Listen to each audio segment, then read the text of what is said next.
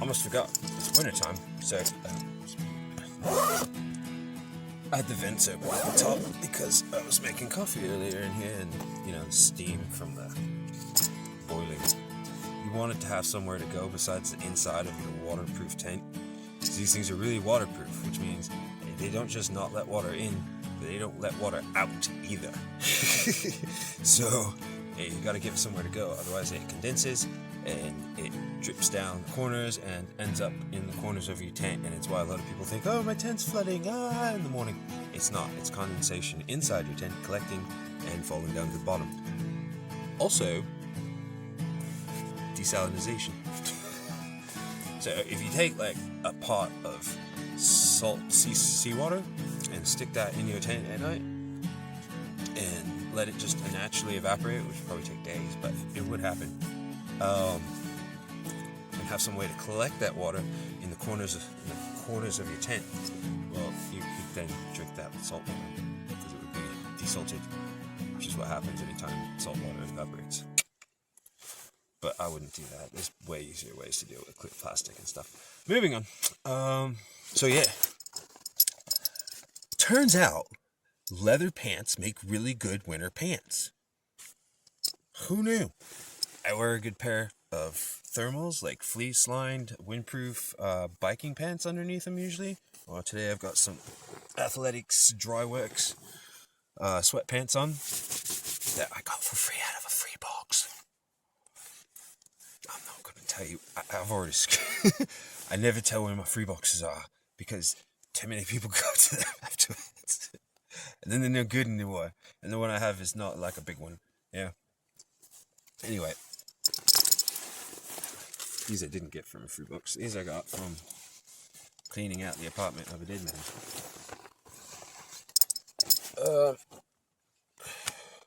Because we inherited all this stuff.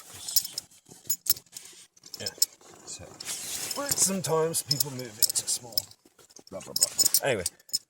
They're fantastic. They're waterproof. They're snowproof. You just have to be careful about not storing them wet.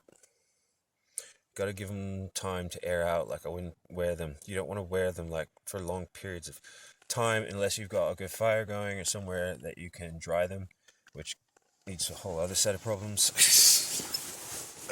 And we're not in campfire mode yet. We're still working off a ISO butane propane mix for our Jetboil thing. I'm getting a new stove though that does both the propane butane tanks and also does the normal propane tanks. And then I'm going to be able to do both at the same, well, not necessarily at the same time, but maybe see which one boils faster, more efficiently.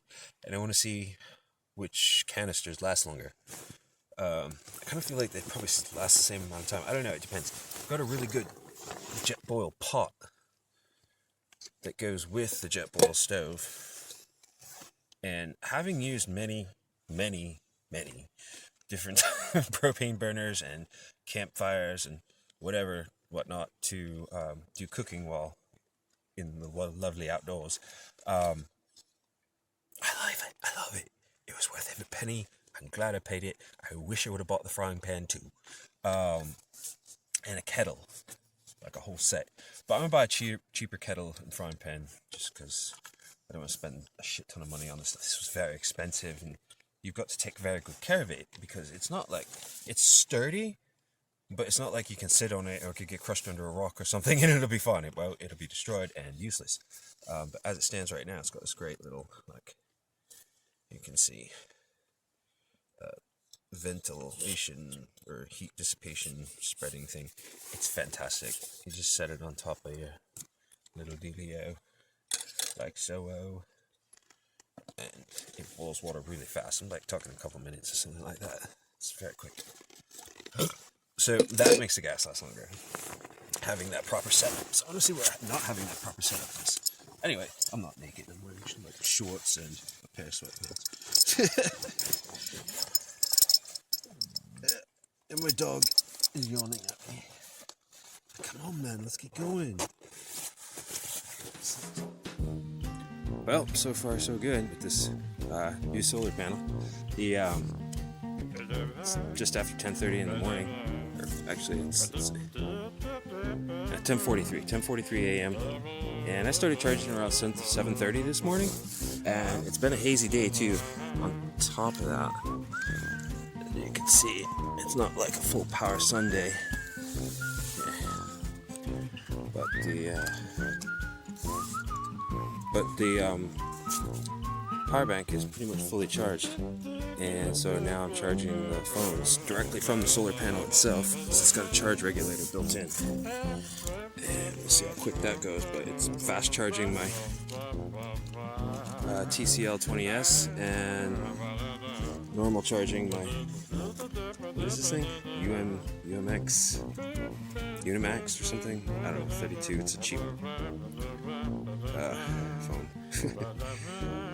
Not even sure. But I'm really happy with this thing.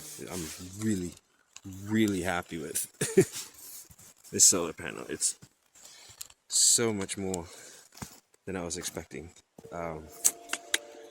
Fantastic. $90 I got it for. 10% off coupon from Amazon. Loving it.